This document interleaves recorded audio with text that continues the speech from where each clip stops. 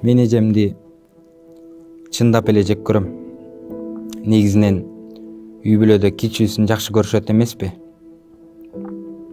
Айрыкча үйдүн кичүүсү эркек бала болсо, аны баары баса калышып, сүйүп калышат эмеспи?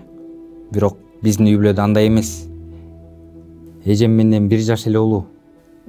Экөөбүз бири-бирибизге жакын болуп чоңоюшубуз керек эле. Бирок андай болгон жок. Кичинекей кезимде баары эле анаранын оюндагыдай болду.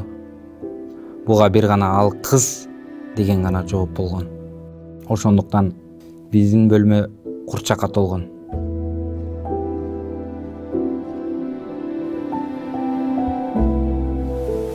Анара ойнайбыз. Жок, мен ойнобойм.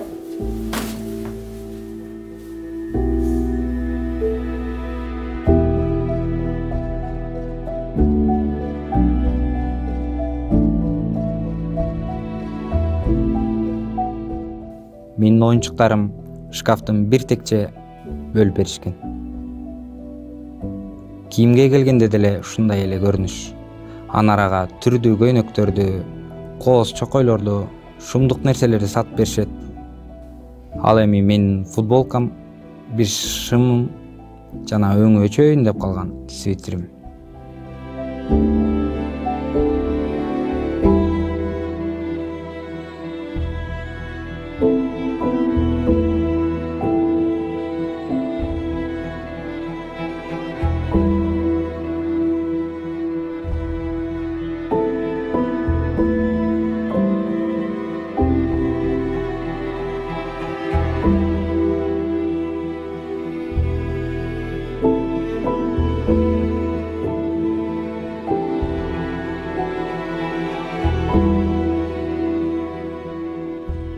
Буга көңүл деле бурчу эмесмин. Эмне болбосун мени күнөөлөп калышчу. Ваза сынса Тимир күнөөлүү, телевизордун пульту жоголсо деле Тимир күнөөлүү, мушташа кетсе ата-энеме Анарага болушуп калышчу. Тиги бөлмөдөгү вазаны ким сындырган? Апа, Тимур сындырган. Баягы эле Тимурбу? Апа, мен вазаны сындырган жокмун. Неге мени күнөөлөйсүз? Мен күнөөлүү эмесмин.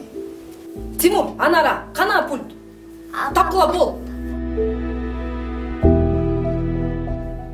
Экөөбүз мектеп босогосун бирге аттадык.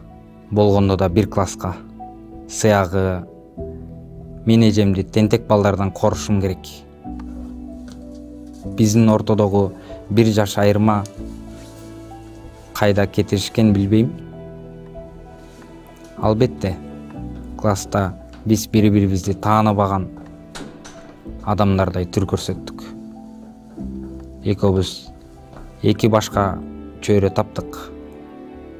Эч ким шекшип калбасын деп 2 башка жолдор менен басып үйгө кайтчубуз. Албетте, алгачкы эле ата-энелер чогулушунда баары белгилүү болду. Ал жүрүм-турум кебетем менен уят кылып жатканымды айтты. Менин кичине тентек Анара жалаң бешке окуйт. Анара класстагы башкы ушакчы жана мугалимдердин сүйүктүүсү болгону да мени аябай кыжырлантчу.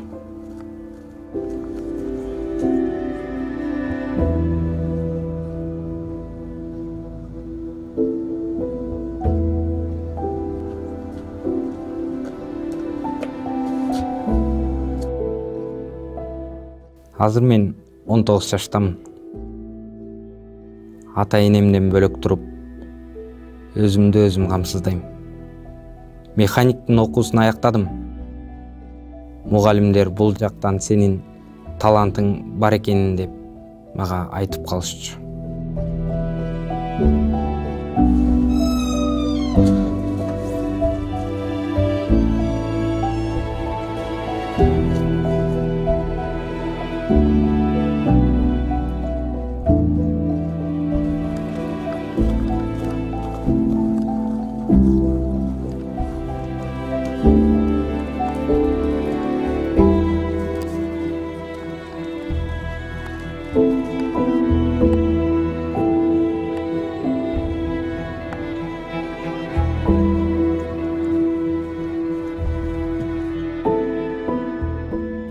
окуу жайымды аяктап, сынактын негизги ишке орноштум. Унаа жуучу салондо иштеп жатам. Батирде турам. Алган маянам мага жетиштүү. Чет өлкөгө саякаттоо үчүн кичине акча чогултуп жатам. Чет өлкөгө чыгамын деп англис тилин да үйрөндүм.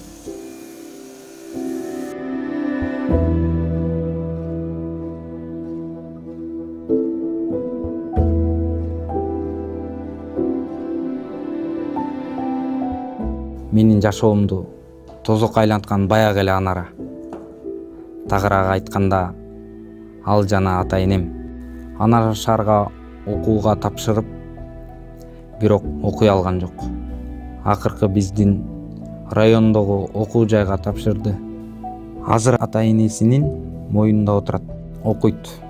Иштей турган ниети да жок.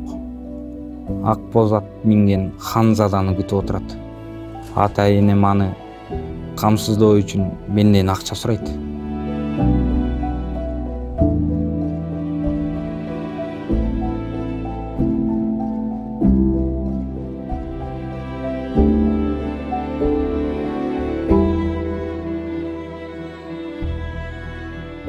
Кызым, кантип атасың? Апа, кыздар менен отурабыз да бүгүн. Айтпадым беле сизге. Апа, акча бериңизчи мага. Азыр Тимурдан сурап көрөйүн. Апа, көп эле акча бериңизчи. Дайым аз бересиз, жетпей калат. Алло, Алло. Тимур балам, кандайсың? Кандайсыз апа? Иштеп атасыңбы? Кудайга шүгүр, жумуштарым болуп атат. Өзүңүз кандайсыз? Ти Анарага акча салбайсыңбы? Анарага акча керек болуп атат. Макул апа, сиз айтып атсаңыз, берем да акча. Макул. Саласың да, Макул апа. Макул, анда сал. Ал кыз да кооз кийимдерди, косметикаларды жана кыздар менен эки жакка басып турганга акча керек дешет. Эшектей маңдай терим менен иштеп тапкан акчамды Анарага беришим керекпи? Ата энемди багууга каршы эмесмин. Буга мүмкүнчүлүгүм да жетет. Өзүн өзү эмне үчүн Анара камсыздай албайт? Эл менен тил да табыша албайт. Мен андан кемсинтүүдөн башка эч кандай жакшылык көргөн жокмун. Чынын айтсам, өз эжекемди, Анараны жана ага окшогон ойсекелерди жек көрөм.